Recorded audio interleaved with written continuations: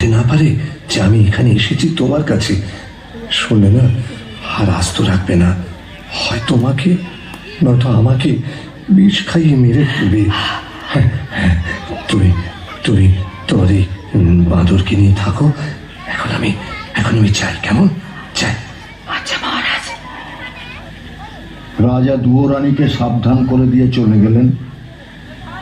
আর দুয়োরানী সেই ভাঙা ঘরে দুধ কলা দিয়ে বাঁদরকে নিজের ছেলের মতো পালন করতে লাগলেন। দিনের পর দিন, মাসের পর মাস, বছরের পর বছর কেটে গেল। দুয়োরানী বাঁদরকে কোলে নিয়ে রাজমহলের দিকে তাকিয়ে কাঁদেন আর কাঁদেন, কাঁদেন আর কাঁদেন। মা, ও মা, তুই কাঁদিস কেন মা?